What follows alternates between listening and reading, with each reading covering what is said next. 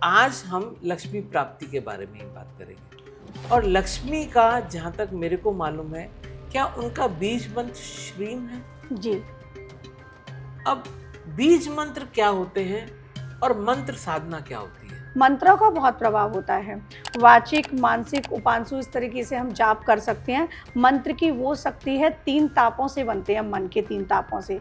और अगर आप मंत्र शक्ति का इतना प्रभाव होता है कि आप जो चाहोगे वो प्राप्त कर सकते साधना में 3 चीजों का बहुत महत्व दिया गया है। हैं। जी। एक यंत्र, मंत्र और तंत्र। हाँ। तो इसमें से किसको आप ज्यादा महत्व देंगे? माता की साधना करनी हो तो उसमें 3-4 स्रोत काफी सारे पॉपुलर हैं। एक तो श्री सूक्तम है, जी। एक ललिता सहस्त्र नाम है, जी। एक कनक धारा है। जी। तो इन तीनों में क्या फर्क है और किसका करना चाहिए हमें? बिल्कुल, मैं बताती हूँ। सदी में मध्यम चरित्र बोला जाता है, द्वितीय अध्याय, तृतीय अध्याय, चतुर्थ अध्याय। इनका अगर आप पाठ करते हैं तो माँ लक्ष्मी की कृपा बनती है आपको। मूव करने के लिए क्या करना चाहिए? देखिए, घर में अगर नेगेटिव एनर्जी आपको फील हो रही है, कोई भी अगर ईश्वर के करीब जाना चाहता है, भगवान श्री कृष्ण की भक्ति करना चाहता है या जगदम्बा की भक्ति करना चाहता है, तो भक्ति मार्ग से और भक्ति और प्रेम का समन्वय होना बहुत जरूरी है। क्योंकि जब भक्ति प्रेम के साथ मिलती है ना, तो ईश्वर की भगवत प्राप्ति बहुत आसानी से हो जाती है। क्योंकि प्रेम का होना तो बहुत जरूरी है ना। अपने आराध्य से आपका प्रेम इस प्रकार से हो कि फिर आपको उनके अलावा कोई दिखे ही ना। ईश्वर साक्षात्कार भी कराते हैं अपने भक्तों को, चाहे वो मीरा हो, चाहे वो बामा खेपा जी हो, चाहे वो रामकृष्ण परमहंस हो, सबने भक्ति ही तो की थी।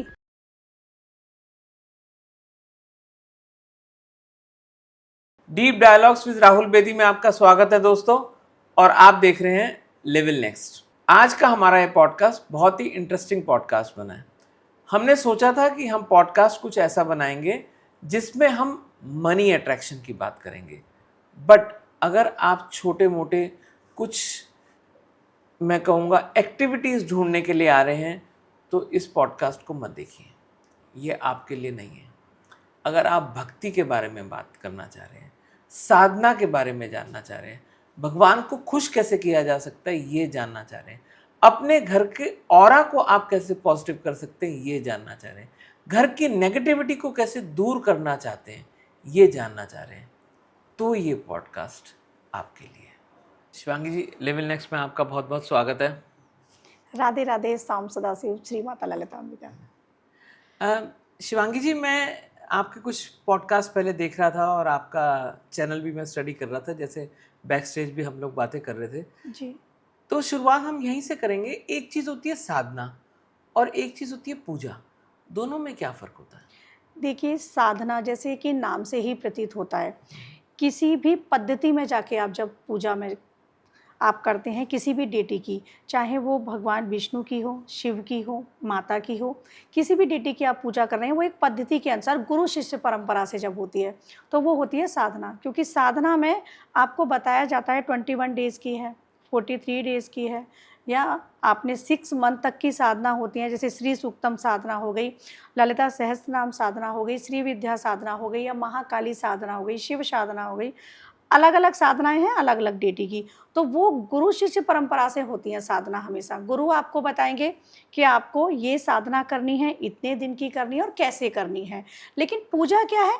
पूजा पद्धति वो है जो नियम हमें बताए गए हैं बचपन से, उनके आधार पर हम पूजा करते हैं। शिव भगवान को जल का लोटा चढ़ाना है हमको डेली, वो हमको सिखाया जाता है, तो वो हो गई पूजा।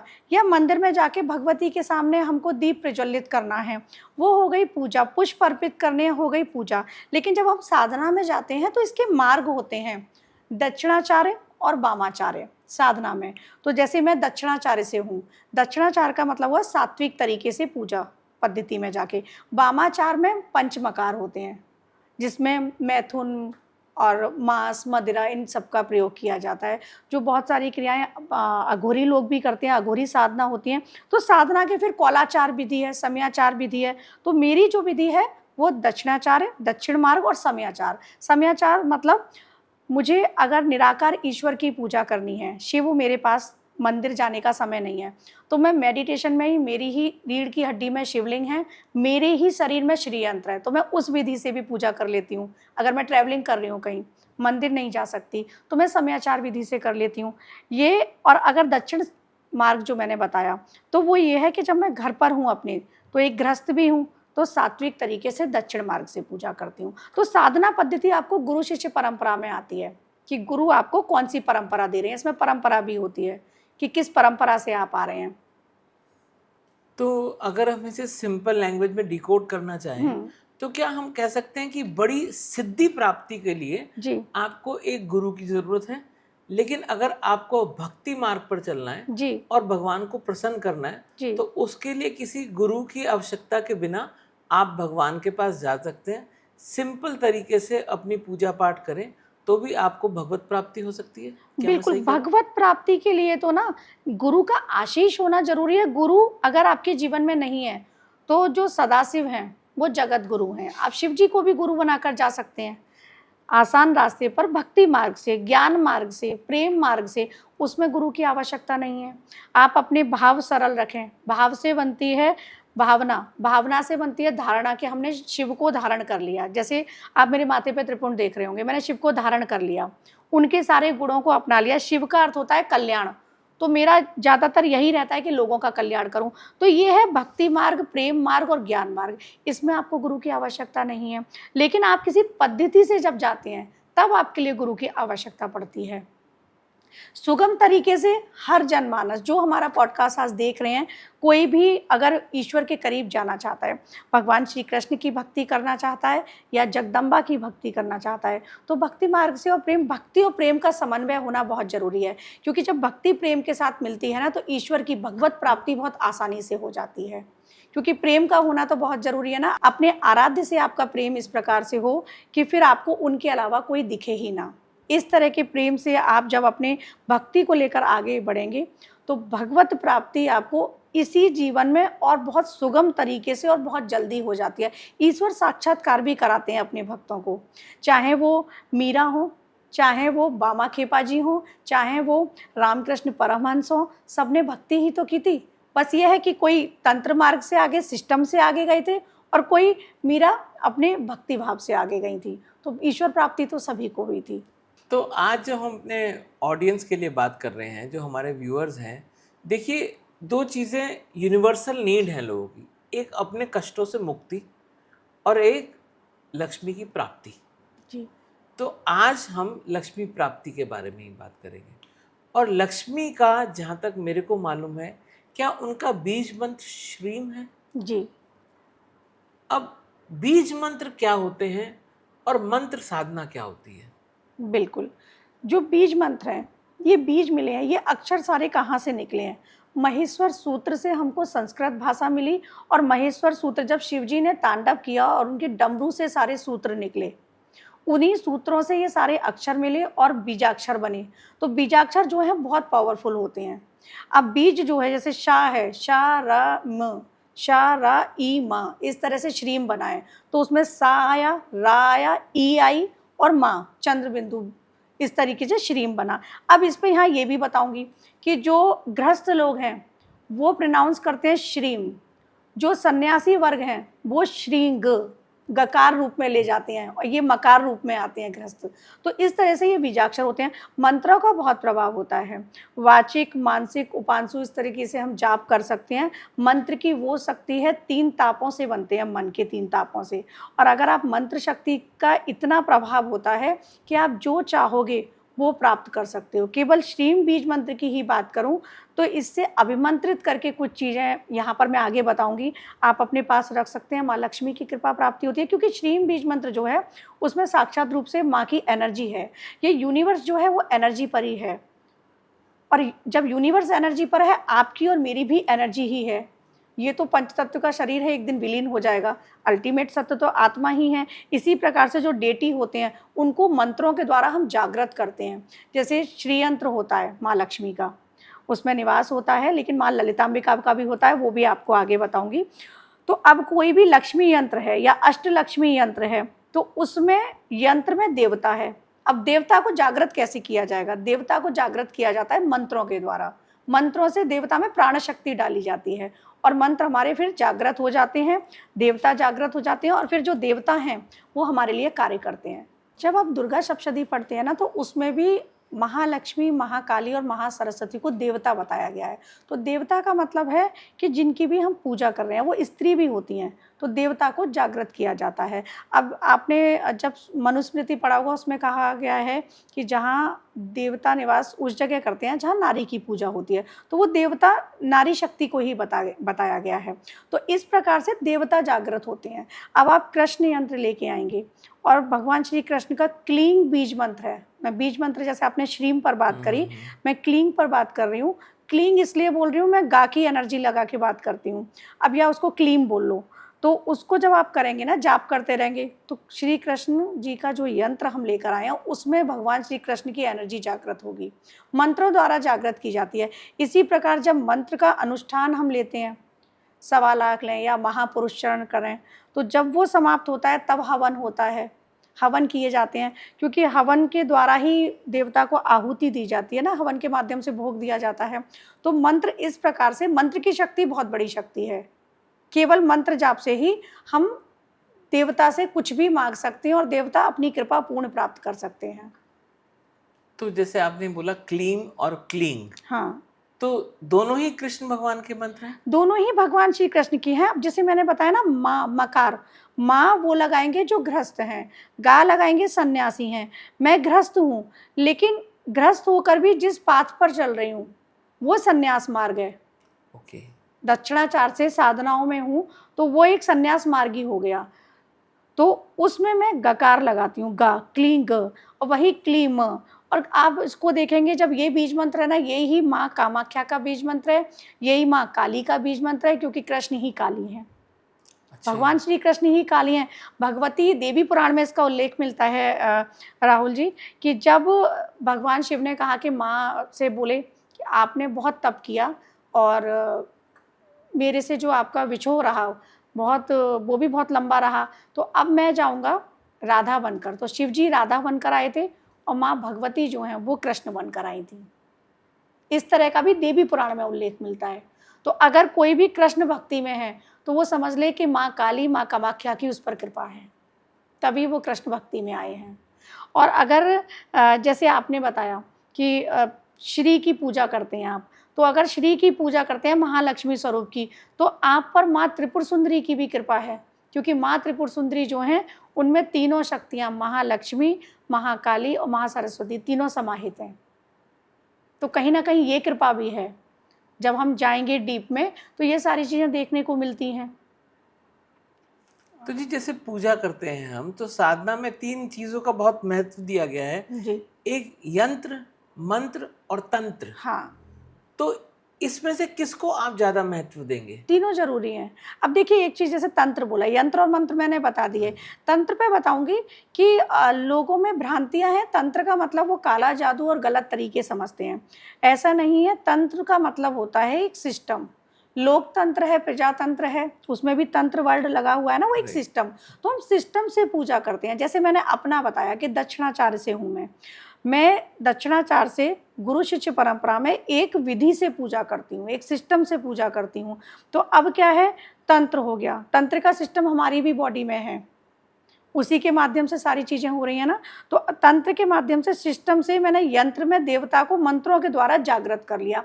अब तंत्र जैसे विधि है कि मुझे 1.25 लाख जप करने हैं, वो हो गया तंत्र, कि मुझे गुरु ने बताया सपोज कि श्रीम बीज मंत्र का आपको 1.25 लाख करना है, बीज मंत्र का ही बता रही हूँ। अब वो यंत्र में मैंने उस मंत्र के द्वारा प्राण शक्ति डाल दी। तो ये तंत्र, मंत्र, यंत्र, तीनों का सिस्टम होना बहुत जरूरी है। जैसे आपने कहा कि श्रीम का 1.25 लाख मंत्र करे, तो क्या उसके लिए, जैसे 1.25 लाख, हम 2 ही वर्ड पकड़ रहे हैं, श्रीम के 1.25 लाख मंत्र जी, तो श्रीम के 1.25 लाख मंत्र के लिए कुछ समय भी निर्धारित होता है, या कभी भी आप जब श्रीम श्रीम श्रीम करते हुए जब 1.25 लाख हो जाएंगे तो वो सिद्धि प्राप्त हो जाएगी? देखिए, अगर आप बिल्कुल सिस्टम से जा रहे हैं तो फिर आप साधना लेंगे। 21 दिन की साधना आपने ले ली, 11 दिन की ले ली, या 43 दिन की ले ली। महिलाएं 43 दिन की नहीं ले सकती, लेकिन पुरुष ले सकते हैं। तो वो उस टाइम पीरियड में आप इसको कंप्लीट करेंगे। अब आप डेली जो कह रहे हैं वो महिलाएं बिकॉज ऑफ हाँ, पीरियड्स? हाँ जी, तो पीरियड्स उन्हें की वजह उसी से दौरान उस एक गैप में ही उन्हें अपनी पूरी सिद्धि साधना करनी अब होगी। जैसे वो हाँ, पीरियड्स की वजह से महिलाएं 43 दिन का नहीं कर सकती, तो वो 21 डेज का ही करेंगी, क्योंकि साइकिल वो रहता ही है, किसी का 5 हाँ किसी का हाँ जी 7, हाँ जी। तो वो 21 डेज में कंप्लीट करेंगी साधना ये। ओके, और तो ये उनके लिए ज्यादा टफ हो गया। उनके लिए ज़्यादा टफ हो गया। लेकिन अगर आप जितने कम टाइम में कर रहे हैं ना, उतना आपके लिए भी अच्छा होता है वैसे। अब जैसे मैंने बताया 1.25 लाख आप करेंगे, तो ये विधि से आप कर रहे हैं। किसी ने आपको गाइड किया या गाइड नहीं भी किया, हमारा पॉडकास्ट देख के भी, भगवान शिव को गुरु बना के भी आपने जाप चालू कर दिया। तो जिस विधि से सपोज़ मैं बता रही हूँ, तो उस विधि से आप जाएँ, ये जाप करें। ये तो हो गया तंत्र विधि से, एक सिस्टम से कि 21 डेज़ का कर रहे हैं। अब आप कर रहे हैं अजप-अजप। एक होता है जो आपने कहा ना ऐसे ही जाप करता रहूं मैं, उसको बोलते हैं हम अजप-अजप। तो अजप-अजप हम जब कर रहे हैं तो उसमें हम काउंट नहीं करेंगे, उसमें 1.25 लाख भी काउंट नहीं करेंगे। वो हमारे सांसों के माध्यम से चल रहे हैं, काउंट नहीं हो रहे हैं, अजप-अजप चल रहे हैं। अजपा जब मैं समझा नहीं। अजप-अजप होता है जिसमें काउंट नहीं करो। माला से हमने काउंट किया कि 108 हो गई, 1 माला हो गई, काउंट कर रहे हैं हम। या बहुत से लोग फिंगर पे भी करते हैं, काउंट कर रहे हैं। अजप-अजप है, आप चलते फिरते उठते बैठते, जो नाम जप हम बात करते हैं वो कर रहे हैं, उसमें काउंट नहीं होता है। ओके। उसमें फिर आपकी बॉडी के हर चक्र के लिए वो जा रहे होते हैं। जो हमारे 7 चक्र हैं, सातों चक्रों के लिए वो हमारे जाप जा रहे होते हैं। आप दे रहे होते हैं। वो एक विधि होती है, गुरु समझा देते हैं। सपोज़ मैं इतना तो मैं भी यहाँ बता देती हूँ कि मूलाधार को हमारे चले गए कुछ, कुछ हमारे स्वादिष्ठान को चले गए, जब हम अजप-अजप पूरे दिन कर रहे हैं। सपोज़ बहुत सारे लोग राम-राम जपते रहते हैं। जैसे मैं साम सदाशिव बोलती हूँ, राधे-राधे बोलते हैं लोग, तो वो अजप-अजप हो गया।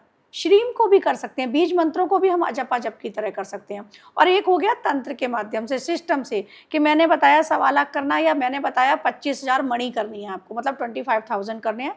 आपने अनुष्ठान लिया 21 दिन का, श्रीम का जैसे विधि से हम बता रहे हैं, आप जाप करते रहिए। या महालक्ष्मी का पूरा मंत्र ले लिया, उसका जाप करते रहिए आप। तो इस विधि से करने के लिए आपको टाइम पीरियड चाहिए, लेकिन अजप-अजप के लिए कोई टाइम पीरियड नहीं है, वो तो आप डेली जपिए। जैसे जो अजपा जप की आपने बात करी, तो इसके लिए क्या बाकी नियम भी लागू होते हैं, जैसे नहाना धोना साफ सफाई, या किसी भी समय कर सकते हैं? अजप-अजप आप कभी भी कर सकते हैं, क्योंकि देखिए एक चीज़ है, जो नहाना, शुद्धि, ये सारी चीज़ें बताई गई हैं। करने के बाद ही मंदिर में प्रवेश करोगे। लेकिन ऐसे ही शरीर में 24 आवर्स मल-मूत्र बन रहा है अंदर। हाँ जी। 24 आवर्स बन रहा है। वो तो एक प्रक्रिया बनाई है कि मॉर्निंग में आप जाएँगे और फ्रेश होना है, ठीक है। वो है ना? उसके बाद आप दैनिक कार्य करेंगे, नहाएँगे। तो तंत्र माध्यम से जाने के लिए वो सारी चीज़ें चाहिए। तंत्र माध्यम मतलब सिस्टम से, कि आप पूजा कर रहे हैं और एक ही टाइम बैठ के माला से कर रहे हैं, उसमें ये चाहिए। अजप-अजप आप कभी भी कर सकते हो, कहीं भी ट्रैवलिंग कर रहे हो। आप अपने ऑफिस में बैठे हो, 10 मिनट का ब्रेक लिया, आप उस टाइम करो। जैसे मेट्रो में जा रहे हैं, कैब में जा रहे हैं, आप अजप-अजप करते हुए जाओ। उसके लिए कोई ये बाउंडेशन नहीं होती है कि आपको नहाना ही है, या आप फ्रेश हो लिए तो आप दोबारा से नहाना पड़ेगा। अजप-अजप के लिए ये नहीं है। लेकिन हाँ, अगर आप विधि से कर रहे हैं कि 21 डेज़ का अनुष्ठान है, या आप सुबह-शाम पूजा विधि कर रहे हैं, इसमें त्रिकाल संध्या कर रहे हैं, तो उसमें वो चीज़ें लागू अलग होती हैं, बनेगी। उसमें लागू होंगी। तो काफ़ी कॉम्प्लेक्स है, और मेरे को लगता है कि हमें सीरीज ऑफ पॉडकास्ट निकालनी पड़ेंगी इसके लिए। तो अब हम पहले श्रीम पे आ जाते हैं। श्रीम पे जैसे माता की साधना करनी हो, तो उसमें 3-4 स्रोत काफ़ी सारे पॉपुलर हैं। एक तो श्री सूक्तम है, जी, एक ललिता सहस्त्र नाम है, जी, एक कनक धारा है। जी। तो इन तीनों में क्या फ़र्क है और किसका करना चाहिए हमें? बिल्कुल, मैं बताती हूँ। मैं शुरुआत करती हूँ ललिता सहस्त्रनाम से। ललिता सहस्त्रनाम जो है, माँ ललिता जो हैं, वो ब्रह्मांड की अधिष्ठात्री देवी हैं। जब भंडासुर का वध करने के लिए देवता हाहाकार कर रहे थे, क्योंकि शिव जी ने आशीर्वाद दे दिया था कि 105 जो ब्रह्मांड हैं, वो दे दिए थे। शिव जी तो बहुत जल्दी प्रसन्न होते हैं। तो भंडासुर का वध करने के लिए माँ ललिताम्बिका आईं, और जिस श्रीयंत्र की हम पूजा करते हैं, वो श्रीयंत्र माँ का रथ है, उस पर माँ आरूढ़ हैं। जब ललिता सहस्त्रनाम पढ़ेंगे तो उसमें आता है श्री चक्र निलया, मतलब माँ श्री चक्र पे। होता था ना पहले, कोई घुड़सवारी करता था, या हम कार से आते हैं, तो माँ का वो वाहन है श्री चक्र जो है, अच्छा। माँ ललिताम्बिका का। और जब श्री यंत्र का हम पूजन करते हैं, तो माँ ललिताम्बिका और बाबा सदाशिव दोनों बिंदु स्वरूप में उसमें हैं।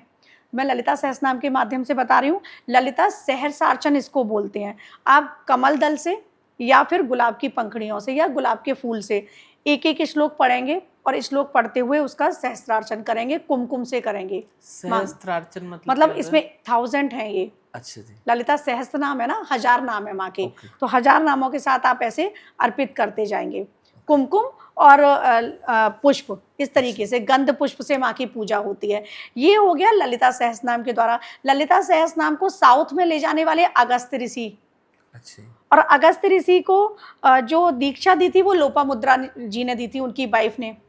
और हैग्रीव जी जो हैं भगवान विष्णु के ही 24 जो अवतार हैं उसी में हैग्रीव भगवान, उन्होंने अगस्त्य ऋषि को ये ललिता सहस्त्र नाम सुनाया था। तो इस प्रकार से ललिता सहस्त्र नाम अगर आप सुनते हैं, पूजा करते हैं, अपार धन आपके पास आता है। माँ लक्ष्मी की कृपा बनती है, माँ जगदम्बा की आप पर कृपा बनती है, जो पराशक्ति हैं उनकी कृपा बनती है। और उनकी जब कृपा हो गई तो आपको कुछ भी ऐसा नहीं है जो आपके जीवन में ना रहे, क्योंकि माँ राजराजेश्वरी हैं, कामेश्वरी हैं, और भोग से मोक्ष की यात्रा कराती हैं। मतलब आपको भोग सारे देंगी, फिर मोक्ष की तरफ भी ले जाएंगी। तो ललिता सहस्त्रनाम वो है, जिनको एंग्जाइटी की प्रॉब्लम होती है, जिनको डिप्रेशन होता है, वो ललिता सहस्त्रनाम सुने। अगर वो सुनते हैं तो मैंने कई लोगों का डिप्रेशन विदाउट मेडिसिन ठीक कराया है। ललिता सहस्त्रनाम आप सुनिएगा, ललिता सहस्त्रनाम सुने, और जो पूर्णिमा की रात्रि होती है उसमें मूनलाइट में टाइम स्पेंड करें, बैठ जाएं और ललिता सहस्त्रनाम सुने। क्योंकि माँ जो है वो षोडशी हैं, 16वीं तिथि हैं। पूर्णिमा तिथि जाती हुई और दूसरी तिथि आती हुई, माँ वो हैं। 15 तिथियाँ होती हैं, माँ की 16 नित्याएँ हैं, जो मैं माँ ललिताम्बिका की बात कर रही हूँ। अब मैं आती हूँ श्री सूक्तम पर, क्योंकि ये विषय भी बहुत लंबा है, हम कभी फिर इसको कवर करेंगे। श्री सूक्तम जो है उसमें श्री जो है माँ है, वो श्री। जब ललिता सहस्त्रनाम भी शुरू होता है तो होता है श्री माता, है ना, श्री महाराग्नि, श्रीमत सिंहासनेश्वरी, इस तरीके से वो पूरा पहला ही श्लोक है। तो श्री जो है वो जगदम्बा है, माँ लक्ष्मी है, पराशक्ति है, आदि शक्ति है। अब सूक्तम जो है, सूक्तम का मतलब होता है श्लोक, या जो हम गाना गाते हैं ना, वो पद्धति में जो एक होता है कि गद्य होता है, एक पद्य होता है हिंदी में। तो पद्य है ये गायन पद्धति में है। तो सामवेद में जैसे बताया गया है, ऋग्वेद, और ये ऋग्वेद के मंडलों से निकला हुआ है। ऋग्वेद की 5वें मंडल से ये निकला हुआ है, और ऋग्वेद में ही पहला श्लोक अग्नि को दिया हुआ है। यहाँ पर भी जातवेदा बार बार जो आया है वर्ड, वो अग्नि के लिए ही आया है। उसमें बोला है ना, हे जातवेदा अग्निदेव, है ना।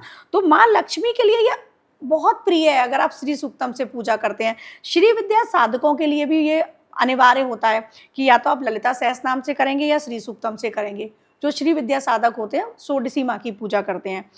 अब माँ लक्ष्मी ने एक बार ऐसी कथा मिलती है कि पूजा करी, और उन्होंने कहा जगदम्बा से, जो पराशक्ति हैं, कि मुझे आप अपने में समाहित कर लो श्रीयंत्र में। क्योंकि जगदम्बा का निवास है, मैंने आपको बताया, बहुत कम लोगों को पता होगा, सदाशिव और अम्बा जो है दोनों का बिंदु में निवास है। उसमें 9 ट्रायंगल होते हैं श्रीयंत्र में।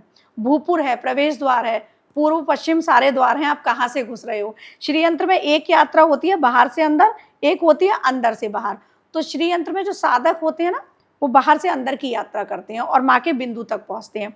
माँ लक्ष्मी से प्रसन्न होकर जब उन्होंने कहा पराशक्ति ने कि आप मांगिए वरदान, तो पराशक्ति से उन्होंने यही कहा कि मुझे समाहित कर लो।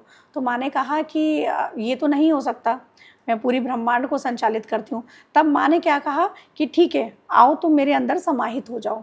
तो जो श्री चक्र है उसमें माँ लक्ष्मी की पूजा की जाती है। माँ के अंदर माँ लक्ष्मी, क्योंकि ये अल्टीमेट तो सब एक ही हैं, तत्व एक ही है, तो वो माँ के अंदर समाहित हो गई। अब माँ जब समाहित हुई तो श्री चक्र के पूजा जो की जाती है श्री सूक्तम से, 16 ऋचाएँ हैं जो अनादिकाल से चली आ रही हैं, वो 16 ऋचाएँ हैं। लेकिन अभी क्या हुआ, बाद में कई सारे संत और कई सारी बुक आपने भी देखी हो, कहीं 35 हैं, कहीं 37 हैं, इस तरह की ऋचाएँ भी आ रही हैं। लेकिन जो ऋग्वेद की ऋचाएँ हैं वो 16 ही ऋचाएँ हैं।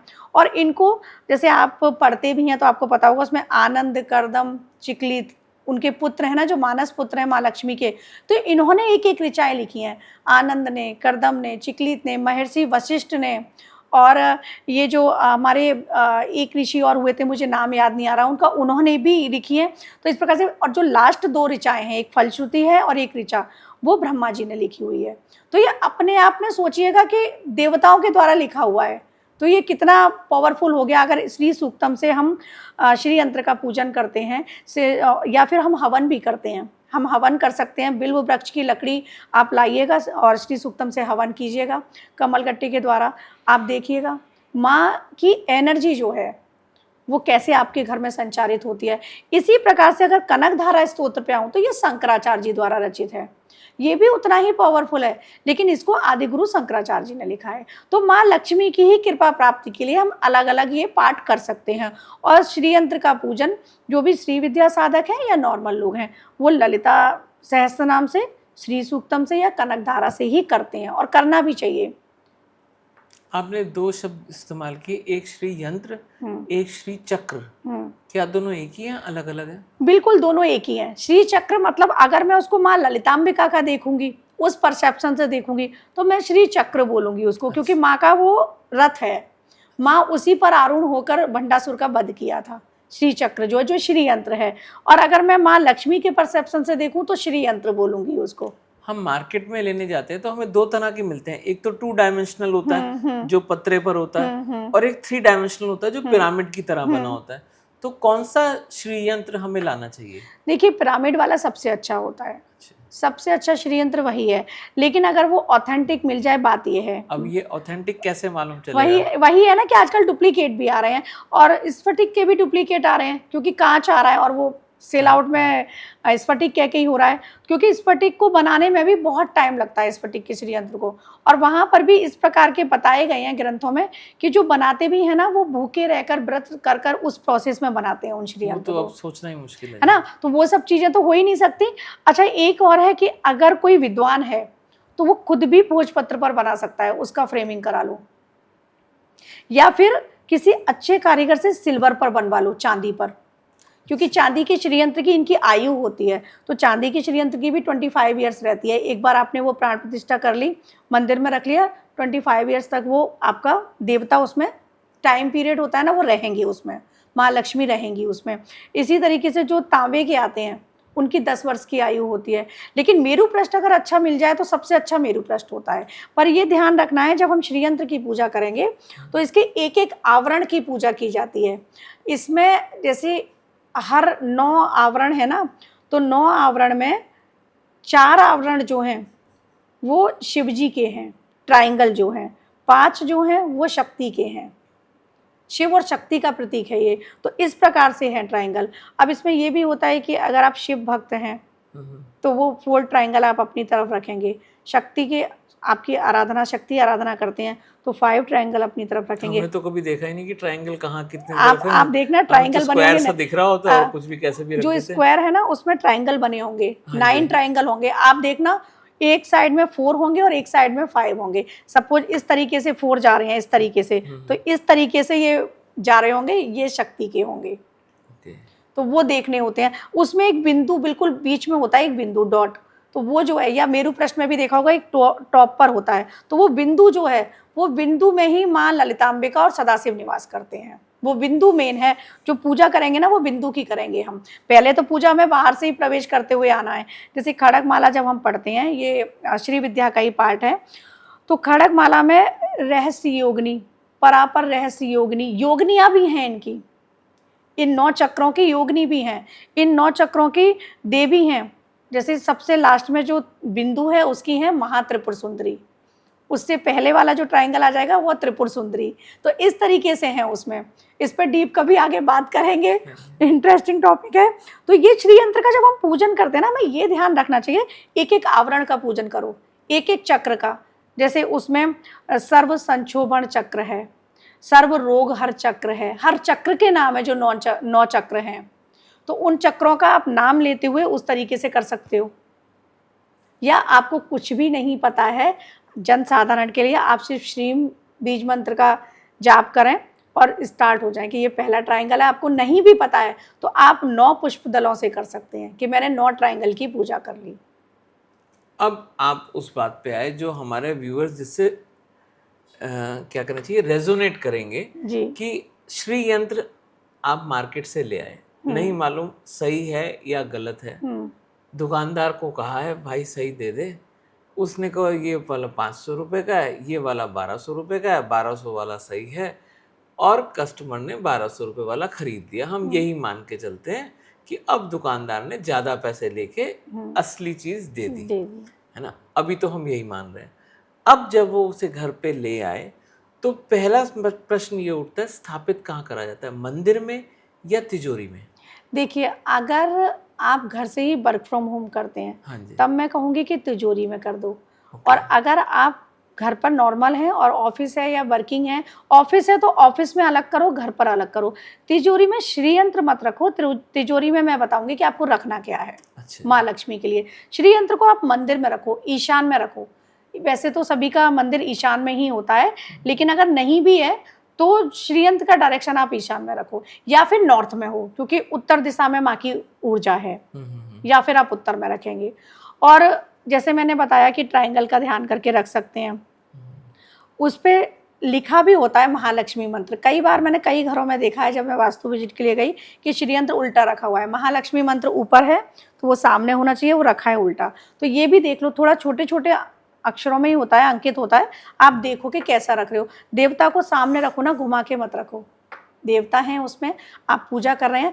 अब किसी पंडित जी से आपने चार्ज करवा लिया तब तो बहुत अच्छा है, लेकिन अगर नहीं करा पाए तो उसको गंगा जल से स्नान कराओ, पंचामृत से स्नान कराओ, और श्रीम बीज मंत्र की मिनिमम 1 माला तो आप करो, और मैक्स टू मैक्स जितना आप कर सकते हैं। करने के बाद धूप दीप गंध, है ना, नैवेद्य सबसे उनका पूजन करो, उसके बाद वो मंदिर में रखो। इस प्रकार से रखो। मार्केट से लाकर एकदम ही ना रख दें और एकदम ही पूजा स्टार्ट ना कर दें। ज्यादातर तो हमने देखा है लोग गंगा जल से धोते हैं, उसके बाद तिजोरी में रख देते हैं, दिवाली वाले दिन निकाला, फिर गंगा जल से धोया और अगले दिन फिर तिजोरी में रख तो दिया। वो क्या हुआ है, एकदम से वो एनर्जी, ठीक है आपने लक्ष्मी प्राप्ति के लिए रखा, लेकिन वो बंद हो गई, उनकी पूजा नहीं हो रही है, देवता की पूजा नहीं हो रही है। देवता को जागृत करना भी जरूरी है ना। जैसे डेली हम सोते हैं और डेली उठते भी हैं। और जागृत करने का सबसे सही उचित स्थान समय क्या है? देखिए, सबसे ज़्यादा पावरफुल बताऊंगी, वीकली आप फ्राइडे करो, गन्ने के रस से अभिषेक करो माँ का, माँ की कृपा होगी। माँ की जो श्री ऊर्जा है वो आपके घर में, आपके आसपास संचारित होगी। गन्ने के रस से आप अभिषेक करें फ्राइडे। नहीं मिल पा रहा है गन्ने का रस तो पंचामृत से अभिषेक आजकल करें। तो गन्ना बहुत अवेलेबल है। हाँ, जैसे कहीं नहीं मिल पा रहा है तो पंचामृत से अभिषेक तो करें। गन्ने के रस से एक बार अभिषेक कर दिया, श्री सूक्तम पूरा बोलते हुए करो, या तो ओके, श्री श्री सूक्तम सूक्तम का पाठ करते रहें और थोड़ा अभिषेक थोड़ा करते थोड़ा हो, थोड़ा थोड़ा अभिषेक करते रहें, या वो नहीं एक ही धार या बना के हाँ, रखनी होती है? एक ही धार बना के भी कर सकते हो, लेकिन एक ही धार बना के नहीं कर पा रहे तो धीरे धीरे डालते जाओ। अब श्री सूक्तम किसी को पढ़ना नहीं आता है, यूट्यूब पर प्ले कर कर भी कर सकते हो, वो भी नहीं कर रहे हो तो फिर श्रीम, ये सब बोल लेंगे। श्रीम बोलते हुए आप 108 बार बोलो मिनिमम, और वो अभिषेक करो। अब वो गन्ने के रस से आपने जैसे कर लिया फ्राइडे, अब आती है मंथ में 1 टाइम पूर्णिमा तिथि, तो पूर्णिमा तिथि को भी अभिषेक करो उसका। अब वो बंद हो गया, दिवाली पे पूजा करियो, दिवाली तक बंद है, तो मिनिमम डेली उसको स्नान आपको कराना है। और इन डे पर, जैसे फ्राइडे हो गया या पूर्णिमा हो गई, इन तिथियों पर आपको विशेष पूजा करनी है। तब वो देवता जागृत हो रहे हैं ना, खुश हो रहे हैं। सपोज हमारा बर्थडे होता है या हमारे घर में कोई सेलिब्रेशन होता है, हम खुश होते हैं ना, तो वो उनके लिए वो सेलिब्रेशन है, उनके वो डे हैं। आप इस डे में उनकी पूजा, स्पेसिफिक पूजा करो। कमल गट्टे अर्पित कर सकते हो, कमल का पुष्प अर्पित करो, नहीं मिल रहा है तो फिर गुलाब का फूल अर्पित करो। कमल का फूल अगर नहीं मिल पा रहा है, गुलाब के फूल भी कई बार कई लोगों का ये होता है कि हमको ज़्यादा नहीं मिल पाए, आपने 16 बताए नहीं मिल पाए, फिर आप उनके पेटल्स ले लो, उनसे पूजा करो। लेकिन जो विधि विधान है ना, गुलाब का इत्र होना भी जरूरी है, कमल का इत्र मिल जाए वो भी जरूरी है, क्योंकि इत्र देवताओं को प्रसन्न करने वाली चीजें हैं, ये देवता उनसे प्रसन्न होते हैं। अब श्री के लिए इत्र गुलाब का लेना चाहिए या कमल का लेना चाहिए? दोनों चलेंगे। कमल का लेना चाहिए, लेकिन नहीं मिले तो गुलाब का ले सकते हैं श्री के लिए। फिर गुलाब का इत्र लें, क्योंकि गुलाबी रंग कमल वो उनको बहुत पसंद है। कमल पे अब आप देखो कमल कितना कोमल होता है, वैसी ही माँ बहुत कोमल है, कमल पे विराजमान है। आप देखो तो कमल कितना हल्का है, और उस पे माँ है तो उनका वजन कितना हल्का हुआ। ठीक बात है। तो माँ इतनी लाइट हैं और इतनी जल्दी प्रसन्न होती हैं। माँ की तो, माँ लक्ष्मी की बात करूं या माँ काली की, क्या माँ रुष्ट भी उतनी जल्दी हो जाती है जितनी जल्दी नहीं, प्रसन्न? देखिए मेरा थोड़ा सा मानना इस पे अलग है राहुल जी। माँ रुष्ट नहीं होती हैं कभी भी, क्योंकि मेरी हो या आपकी माँ हो, गुस्से में हमें डांट सकती हैं, लेकिन रुष्ट होकर हमसे नहीं रह सकती हैं। हम रुष्ट हो सकते हैं, लेकिन वो हमसे रुष्ट नहीं होंगी, हमारा भला ही सोचेंगी। तो माँ कभी रुष्ट नहीं होती। कई बार लोग कहते हैं कि पूजा का गलत प्रतिफल या ये, माँ रुष्ट नहीं होती। होता यह है कि सही विधि विधान से नहीं करा, कई बार नेगेटिव एनर्जी को हम अट्रैक्ट कर लेते हैं, तो हम उसको जोड़ देते हैं माँ से। माँ कभी भी रुष्ट नहीं होती हैं। माँ के लिए तो जैसे पहला आपका सवाल जब चल रहा था, आपने कहा था कि भक्ति भाव से किसी को आगे बढ़ना है। जिनको कुछ भी नहीं पता है वो श्री की पूजा, माँ लक्ष्मी की पूजा भक्ति भाव से आगे बढ़ें। माँ पूर्ण कृपा देती हैं, माँ सब कुछ प्रदान करती हैं। ऐसे ही दुर्गा सप्तशती में मध्यम चरित्र बोला जाता है, द्वितीय अध्याय, तृतीय अध्याय, चतुर्थ अध्याय। इनका अगर आप पाठ करते हैं तो माँ लक्ष्मी की कृपा बनती है आपको। किसी के जीवन में पैसे को लेकर बहुत संकट चल रहे हैं और बिना लक्ष्मी के तो कोई काम नहीं हो सकता, तो आप दुर्गा सप्तशती के तीनों अध्याय का पाठ कर सकते हैं डेली, तब भी माँ लक्ष्मी की कृपा बनती है। श्री यंत्र का पूजन करें। अब यूँ तो सबसे आसान अगर कहूँ तो श्रीम बीज मंत्र है और श्री सूक्तम है, क्योंकि श्री सूक्तम में भी समय नहीं लगता है ज़्यादा। एक पाठ आप डेली करेंगे तो नहीं लगता समय, आप डेली एक पाठ करो। और जैसे मैंने बोला पूर्णिमा तिथि पर आप अनुष्ठान इसलिए बोल रही हूँ कि उसमें काउंटिंग हो जाती है कि आप 11 पाठ का अनुष्ठान ले लो कि आज पूर्णिमा तिथि है, मैं 11 पाठ करूँगा, फिर हवन कर लूँगा। हम अच्छा, अभी हम इस पे हवन पे भी आएंगे। तो जैसे आपने बोला कि श्री सूक्तम का पाठ करें, क्या उसके लिए कोई एक समय भी निर्धारित करना जरूरी है, घर में कभी भी किया जा सकता है? देखिए, त्रिकाल संध्या जैसे मैंने बोला ना, त्रिकाल संध्या होती है, या तो आप उसको सुबह सुबह कर लो 8 बजे से पहले पहले। लेकिन कभी शेड्यूल ऐसा है, बहुत सारे लोगों का होगा कि लेट नाइट सो रहे हैं, सुबह नहीं उठ पा रहे जल्दी, तब आप ये संध्या का जो टाइम होता है, प्रदोष काल, इस संध्या में आप कर लें। जब ये लगभग 6:30 से 7:30 के बीच का टाइम है, उस टाइम पर आप कर लें। उस समय भी नहीं कर पा रहे हैं, बहुत सारे लोग ऑफिस हैं या उनका बिजनेस है, घर नहीं आ पाए वापस, तो फिर तीसरी संध्या होती है तुरीय संध्या, वो रात्रि में 11:30 बजे आती है। अच्छा जी। उस समय आप कर लें। ये 3 समय हैं जिस समय आप माँ लक्ष्मी की पूजा करेंगे। माँ लक्ष्मी क्यों, मैं कहूँगी किसी भी देवता की आप पूजा करो, जिसको भी आप मानते हो, इन 3 समय में आप पूजा करो। होता क्या है, गृहस्थ जीवन में हम कई बार दोपहर में भी पूजा कर लेते हैं, लेकिन दोपहर में पूजा करने से ऐसे कुछ नहीं है, नाम जप तो कभी भी करो, लेकिन पूजा जब विधि विधान से कर रहे हो तो वो दोपहर में मत करो, क्योंकि दोपहर का टाइम जो होता है ना, वो पितरों का टाइम हो जाता है, देवताओं का नहीं रहता है। पितरों के बाद फिर वो ब्रह्म राक्षसों का टाइम है, तो वो हमारी पूजा देवताओं को नहीं लग रही ना। अब मेरे को अगर सुबह मेरा टाइम है कि मैं ब्रेकफास्ट 9 बजे करती हूँ, अब मुझे कोई वो 1 बजे दे तो मैं लूँगी ही नहीं, मेरा तो टाइम निकल गया, मेरा तो लंच टाइम हो गया, यही बोलूँगी ना कि अब तो मैं लंच ही करूँगी। तो ये चीज़ है, एक टाइम के हिसाब से करो। जैसे अब आप श्री यंत्र की पूजा के बारे में बता रहे थे और फिर उसके बाद हवन आप बता रहे थे। आपने कहा कि पहले आप अनुष्ठान करा, अनुष्ठान में मान लीजिए 11 बार या 5 बार श्री यंत्र बोल, उसके बाद हवन किया। तो हवन कैसे किया जाता है? मतलब वो जो 16 उनकी वो हैं ऋचाएं हैं, हाँ। हर एक ऋचा बोली और स्वाहा करा, तो ऐसे मंत्र होता है या मंत्र वो हवन होता है, या उसकी भी कोई और पर्टिकुलर विधि है? बिल्कुल, जैसे आपने श्री सूक्तम का अनुष्ठान कर लिया या पूजा कर ली, तो पहले तो अग्नि देवता को ही आपको बुलाना है। हाँ जी। अग्नि प्रज्वलित कर ली, उनकी पूजा करके फिर आप गणपति जी की आहुति देंगे। फिर ये तीनों लोक हैं, ओम भू स्वाहा, ओम भुवः स्वाहा, ये 3 आहुति ये लगेंगी, जो 3 लोक हैं ये। इनकी आहुति लगाने के बाद और गणपति जी की आहुति लगाने के बाद अब श्री सूक्तम की आप आहुति लगाना स्टार्ट कर देंगे। तो पहली ऋचा कंप्लीट हुई, आपने देसी घी में कमल गट्टा डाल रखा है, उससे आहुति लगा दी। सपोज किसी को कभी कमल गट्टा नहीं मिल पा रहा है, सिचुएशन है, बिजी हो गई, आप घर में खीर बना के उसकी आहुति लगा सकते हैं। चावल की खीर बनाई है आपने, लेकिन उसमें मखाना अवश्य डाल दें।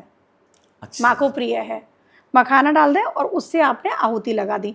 खीर से दे रहे हैं तब भी वैसे ही देंगे, और उससे दे रहे हैं कमलगट्टे से तब भी वैसे ही देंगे। एक ऋचा कंप्लीट हुई स्वाहा, दूसरी ऋचा कंप्लीट हुई स्वाहा, ऐसे 16 ऋचाओं के साथ 16 कमलगट्टों की आहुति लगती है। अब बिल्व वृक्ष की लकड़ी अगर आपको मिल जाती है, अब आजकल तो नर्सरी में बहुत सारे पौधे होते हैं, तो अवेलेबल है कि उनकी सूख गई, आपने वहाँ से ले ली। उससे क्या होता है, माँ लक्ष्मी की ऊर्जा, कहते हैं ना, हर विधान बताया गया है कि इसकी लकड़ी से ये हवन करो, शास्त्रों में इसकी से ये करो। जब हम शुक्ल यजुर्वेद पढ़ते हैं तो उसमें ये सब लिखा हुआ है। तो बिल्व वृक्ष की लकड़ी से जब हवन करते हैं तो माँ लक्ष्मी प्रसन्न होती हैं। आप डेली जैसे नहीं कर पा रहे, या आप फ्राइडे भी नहीं कर पा रहे, आप मंथ में एक बार पूर्णिमा तिथि पर करना स्टार्ट कर दो। आप देखेंगे घर में माँ लक्ष्मी की सुचारू रूप से ऊर्जा कैसे बढ़ रही है। और आपने एक सवाल किया था कि श्री यंत्र हम लॉकर में रखें या नहीं रखें।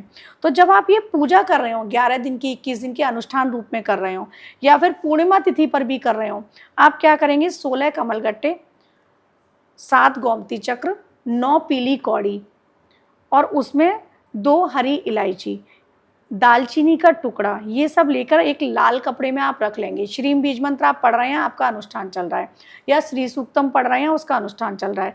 जब अनुष्ठान हवन विधि के द्वारा पूर्ण हो जाएगा, उसके बाद इसकी पोटली बनाओ, गांठ बांधो और लॉकर में रख दो। माँ की ऊर्जा उन सब चीज़ों में आ चुकी है, आपका लॉकर कभी खाली नहीं रहेगा। ये कर सकते हैं। और फिर रेमेडीज के तौर पे तो अगर असली हत्ता जोड़ी मिल जाए किसी को, ये तांत्रिक विधि से प्रयोग है। हत्ता जोड़ी सपेरों के पास मिलती है, मार्केट में तो डाई की आ रही है लकड़ी की। अगर वो हत्ता जोड़ी क्या होता है जी? हत्ता जोड़ी होता है, उसमें ना ऐसे जैसे शेषनाग होता है ना, इसकी तरह मुंह बना होता है हत्ता जोड़ी का। अच्छा। इस तरीके का होगा जैसे शेषनाग जैसा, और वो जॉइंट होती है। तो मार्केट में वो आती है डाई की। हो सकता है आप हरिद्वार से हैं तो वहाँ आपको आसानी से ओरिजिनल मिल सकती है, जानकारी की शॉप हो तो। हत्ता जोड़ी लाइएगा, उसको अभिमंत्रित करेंगे आप माँ की पूजा में ही, पूर्णिमा तिथि पर अभिमंत्रित करके सिंदूर जो होता है ऑरेंज कलर का, वो डेली उस पर डाला जाएगा। एक बॉक्स में आप रख दीजिएगा अपने लॉकर में। डेली धूप दीप दिखानी है, थोड़ा सा सिंदूर डालना है। ये तांत्रिक प्रयोग है, और अगर ये आपके पास हत्ता जोड़ी है तो माँ लक्ष्मी की कृपा रहती है, और इवन नेगेटिव एनर्जी भी घर से बाहर चली जाती है। बहुत ही पावरफुल रेमेडीज है ये। आप मेरे नेक्स्ट क्वेश्चन पे अपने आप आ गए, नेगेटिव एनर्जीज। तो घर की नेगेटिव एनर्जीज रिमूव करने के लिए क्या करना चाहिए? देखिए, घर में अगर नेगेटिव एनर्जी आपको फील हो रही है, क्योंकि नेगेटिव एनर्जी हमारे शू से भी आ जाती है, जरूरी नहीं है कोई ब्लैक मैजिक करे तभी आ रही है। तो आपने क्या करना है, उस शुद्धिकरण करो अपने घर का। गौमूत्र, कपिला गाय हो तो बहुत अच्छी बात है, अदरवाइज कपिला नहीं है तो नॉर्मल गाय का भी ले सकते हैं, देसी गाय का। आप गौमूत्र लीजिएगा। अब तो वो बाबा रामदेव के यहाँ से मिलता है, हाँ, वो भी आप ले सकते हैं। आपने गौमूत्र लिया, आपने गंगा जल लिया, स्प्रे बनाया दोनों को ऐड करके, स्प्रे बना के वो स्प्रे पूरे घर में आप डालेंगे। और सुबह पूर्णिमा तिथि कोई बता रही हूँ, हर पूर्णिमा आप अपने घर का शुद्धिकरण करो। मुख्य द्वार पर छिड़काव करेंगे गंगा जल का ही और गौमूत्र का। गाय का गोबर लेके आएंगे। अब दहलीज हालांकि नहीं होती है, पहले होती थी, लेकिन एंट्रेंस जो होती है, तो एंट्रेंस पे जो है वो दहलीज मान के उस जगह गाय का गोबर लगा के एक लक्ष्मण रेखा बना दो, जैसे प्रभु लक्ष्मण जी ने माता सीता के लिए खींची थी, ऐसे लक्ष्मण रेखा बना दो। वो एंटिटीज आपके घर में प्रवेश नहीं करेगी। पूर्णिमा के पूर्णिमा ये चीज़ आप अपने घर में करो। जिनके घर में है, महसूस होती है, वो भी कर सकते हैं। जिनके घर में नहीं है वो भी कर सकते हैं कि वो ना आए घर के अंदर। तो ये चीज़, और मुख्य द्वार पर डेली इवनिंग में आप एक सरसों के तेल का दीप प्रज्वलित करना स्टार्ट कर दो, तो माँ लक्ष्मी की कृपा रहती है। वो आपको जैसे घर में एंट्रेंस जब कर रहे हो ना, घर में एंट्रेंस करते हुए आपके राइट हैंड पे होना चाहिए। सपोज मैं बाहर से अंदर जा रही हूँ तो मेरे राइट हैंड पे लगाऊंगी वो दीपक, और बाहर निकल रहे हैं तो फिर वो लेफ्ट पे हो गया। तो ये ध्यान रखना है, वो डेली लगाना स्टार्ट कर दो। ये कुछ ऐसी चीज़ें हैं, क्योंकि मुख्य द्वार पर ही कुलदेवी निवास करती हैं हमारी। तो किसी की भी हम पूजा कर लें, जब तक कुलदेवी की कृपा प्राप्त नहीं होती, कुलदेवता की कृपा प्राप्त नहीं होती, तो पूजा नहीं लगती है। तो सर्वप्रथम माँ कुलदेवी का ध्यान करो आप। तो ये कुछ चीज़ें अगर हम अपने डेली रूटीन लाइफ में ले लेते हैं ना, तो ना तो घर में कोई एंटिटी जाती है और ना कोई ब्लैक मैजिक कर पाता है। अब बड़े तंत्रों की बात अलग है, मैं छोटी चीज़ों की बात कर रही हूँ। और आप अपने घर में अगर आपको लग रहा है बहुत ज़्यादा ऑरा आपका गड़बड़ हो रहा है घर का, तो 5 ऐसी धुन बताती हूँ, क्योंकि शिव जी के डमरू से ही सब कुछ निकला है। एक है हमारे वेदों से निकला हुआ है स्वस्ति वाचन, आपने भी सुना होगा, ओम हरि ही ओम महा स्वस्ति न इंद्रो। तो ये स्वस्ति वाचन है। ये स्वस्ति वाचन से 10 दिशाएं जो हैं वो शुद्ध होंगी और दिग्बंध होंगी आपके घर की। अच्छा। तो मॉर्निंग में स्वस्ति वाचन प्ले करो घर में। मॉर्निंग में घर में बजरंग बाण और हनुमान चालीसा चलाओ। अगर आपको थोड़ा सा भी लगता है घर का ऑरा डिस्टर्ब है, मॉर्निंग में घर में माँ बगलामुखी का स्तोत्र प्ले कर दो। मॉर्निंग में काल भैरव अष्टकम प्ले कर दो। ये ऐसे स्तोत्र बता रही हूँ कि थोड़ा सा भी अगर आपको लग रहा है कि कोई मेरे से बैर रख रहा है, या कोई कुछ कर सकता है, या मेरे घर का ऑरा गड़बड़ है, या बहुत लड़ाई झगड़े हो रहे हैं घर में, क्योंकि वो भी तभी होते हैं जब घर का ऑरा डिस्टर्ब होता है, तो ये सारी चीज़ें आप कर सकते हैं। आप देखेंगे घर में पीस आएगी, पीस के साथ प्रॉस्पेरिटी भी आएगी। ये ऐसी चीज़ें हैं, ये करना आप स्टार्ट कीजिएगा। तो जो भी दर्शक सुन रहे हैं और उनको लगता है कि ये हमारे घर में ये चीज़ें हैं, वो ये म्यूज़िक प्ले करें। और जैसा मैंने बताया हमारे पॉडकास्ट की शुरुआत में कि ललिता सहस्त्रनाम, तो मैं सबसे कहूँगी घर में अगर लग रहा है बहुत कलह का वातावरण है, तो ललिता सहस्त्रनाम सुनना और घर में प्ले करना स्टार्ट करो। घर में लग रहा है कहीं भी मनी स्टक हो गया है, आप नहीं कर पा रहे श्री सूक्तम का पाठ, श्री सूक्तम और कनक धारा को प्ले करना स्टार्ट करो, यूट्यूब पर प्ले कर दो, चलने दो उनको। तो वो एनर्जी, क्योंकि यूनिवर्स पूरा एनर्जी पर ही है, वो घर में एनर्जी फ्लो कर रही है। वास्तु की भी जो ऊर्जाएं होती हैं वो भी बैलेंस हो जाती हैं, ये सब आपके घर में चल रहा है तो ये छोटी छोटी चीज़ें हैं जिनको हम रूटीन लाइफ में अगर फॉलो करेंगे तो हमारे घर की एनर्जी चेंज होती है, नेगेटिव एनर्जी दूर जाती है, पॉजिटिव एनर्जी एंटर करती है। जी, श्रीम का और मतलब महालक्ष्मी का और तुलसा जी का क्या संबंध है? देखिए, तुलसी की कहानी तो अलग है, लेकिन वो बाहरी को प्रिय हैं, अच्छा जी। भगवान विष्णु को प्रिय हैं। महालक्ष्मी जो हो गई तो वो विष्णु भगवान की पत्नी हो गई। यहाँ पर ये भी बताऊंगी कि जो लोग महालक्ष्मी की पूजा करें वो विष्णु भगवान की अवश्य करें, ओके।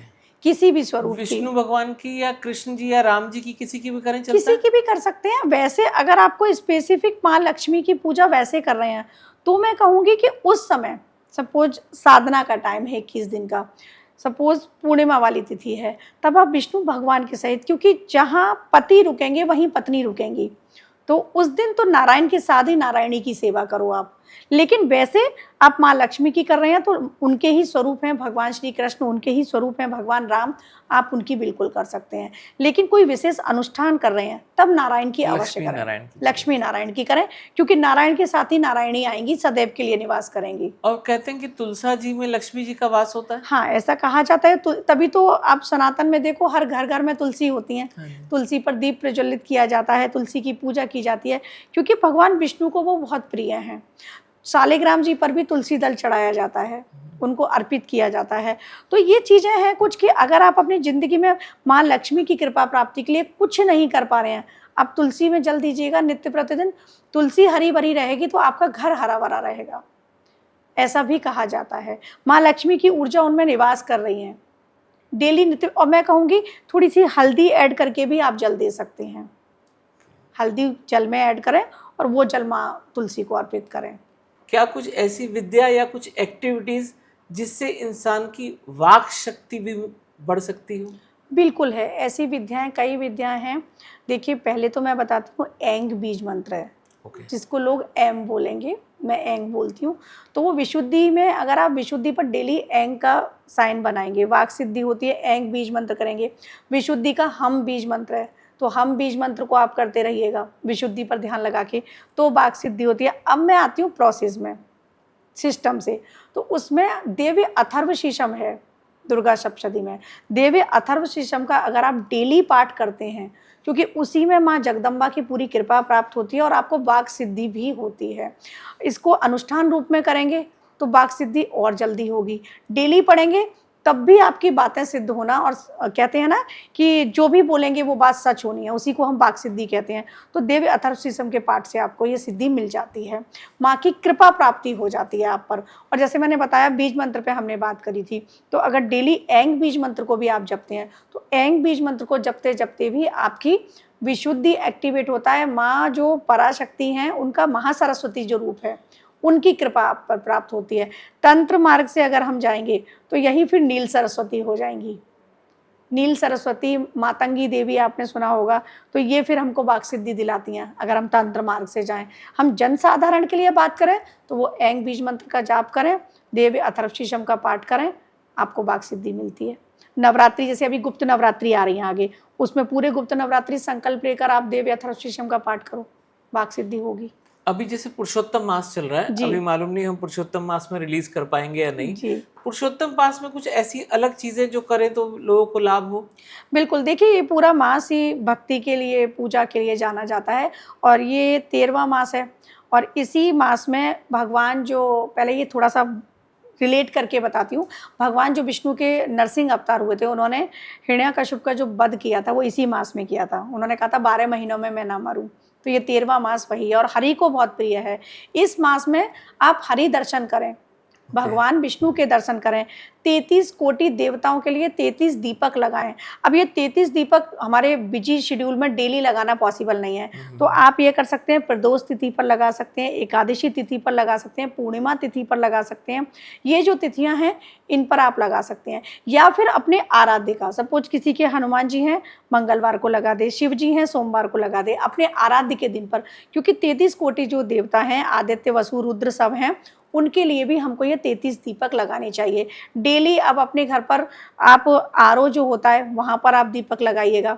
अपने घर पर पितरों के लिए भी छत पर दीपक लगाइएगा। साउथ की तरफ फेस करके आप बैठें और वहाँ पे पितरों के लिए भी दीपक लगाएं। पितरों के लिए बताया जाता है श्राद्ध पक्ष में, लेकिन मैं कहूँगी पितरों के लिए आप एवरी अमावस्या भी लगाएं। अपने पितरों के लिए एक दीपक आप कुलदेवी के लिए लगाएं, एक दीपक ब्रह्म स्थान जो घर का सेंटर होता है वहां पर भी लगाएं। ऐसा करने से ना घर में सकारात्मक ऊर्जा का संचार होता है। जो हमारी 10 दिशाएं हैं उन 10 दिशाओं में भी आप दीपक लगा सकते हैं। तो दीप में क्या है, साक्षात जो देवता हैं वो निवास करते हैं। और दीप का जो मंत्र है, शुभम करोति कल्याणम आरोग्य धन संपदाम, किसी को अगर याद है तो आप ये भी बोलिएगा, ये बोलते हुए दीप प्रज्वलित करें। नहीं तो याद किया जा सकता है, एक नहीं, लाइन बिल्कुल का मंत्र बिल्कुल है। बिल्कुल किया जा सकता है और बहुत इजी भी है।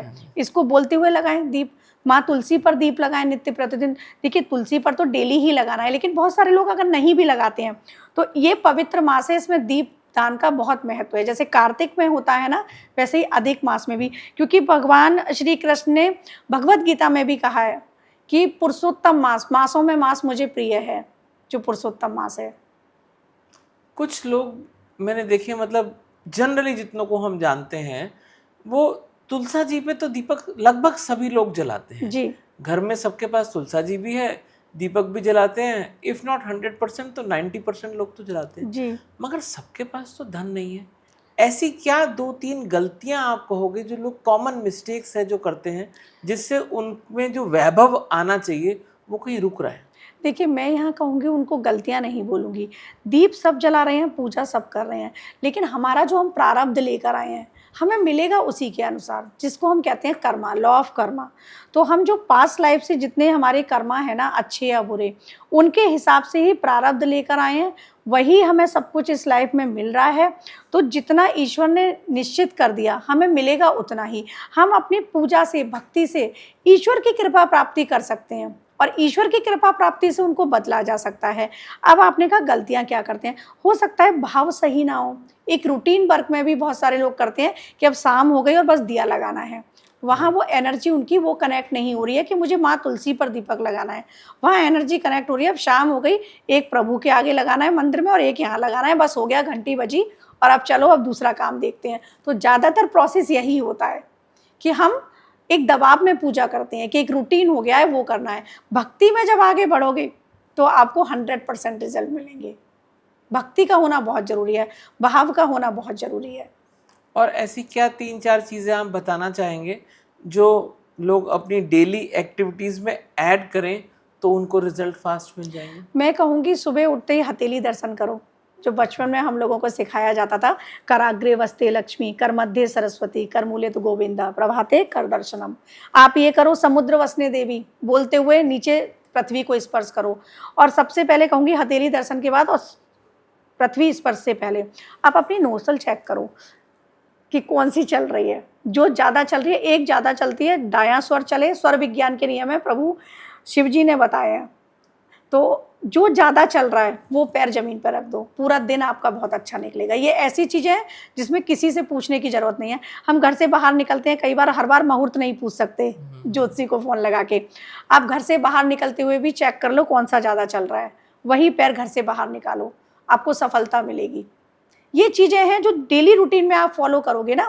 सूर्य नमस्कार हो गया या सूर्य को प्रणाम करना हो गया। अब जो लोग लेट उठते हैं तो सूर्य ही ऊपर आ गया उनके, तो आप अपने फिर बेडरूम में उगते हुए सूर्य की फोटो लगा लो। तो सुबह उठो तो सूर्य देव के आप दर्शन करो, क्योंकि इस ब्रह्मांड में ना कोटि कोटि जो ब्रह्मांड है उनमें अनेकों सूर्य हैं और सूर्य से ही कई बार हिरण्य गर्भ बताया गया है, वहीं से उत्पत्ति है। फिर तो सूर्य प्रत्यक्ष देव भी हैं। तो ये सारी चीज़ें हैं, आप रूटीन लाइफ में जब फॉलो करते हैं ना तो जीवन थोड़ा परिवर्तित होता है। जैसे घास पे पैदल चलना बताया जाता है, तो वो स्वास्थ्य के लिए तो अच्छा होता ही है। प्रकृति के जब हम करीब जाते हैं, क्योंकि हमारे दुर्गा सप्तशती में या देवी सर्वभूतेषु प्रकृति रूपेण संस्थिता, प्रकृति को भी देवी बताया है, तो प्रकृति के भी करीब जाओ। तो ये रूटीन लाइफ में आप चीज़ें करेंगे ना तो जीवन परिवर्तित होता है। कैसे आपकी लाइफ ट्रांसफॉर्म होगी नहीं पता होता, और कई लोगों की मैंने यही सब कुछ कराई भी है राहुल जी। तो ये छोटी छोटी टिप्स हैं, आप अपनी लाइफ में फॉलो करेंगे तो लाइफ डेफिनेटली चेंज होगी, ट्रांसफॉर्म होगी। राइट शिवांगी जी, बहुत मज़ा आया आपसे मिलके और बहुत कुछ नई नई चीज़ें जानने को मिली। अगर आप चाहते हैं कि हम शिवांगी जी को फिर से बुलाएं और क्या स्ट्रीम पे ही और डिस्कशन किया जाए, या शंकर जी पे किया जाए, हनुमान जी पे किया जाए, या बगलामुखी पे किया जाए, तो हमें कमेंट सेक्शन में ज़रूर लिख के बताइए कि क्या आप फिर से चाह रहे हैं, पार्ट 2 चाह रहे हैं, और किस पे चाह रहे हैं। तो हम शिवांगी जी से रिक्वेस्ट करेंगे और फिर से एक बहुत अच्छा पॉडकास्ट करेंगे।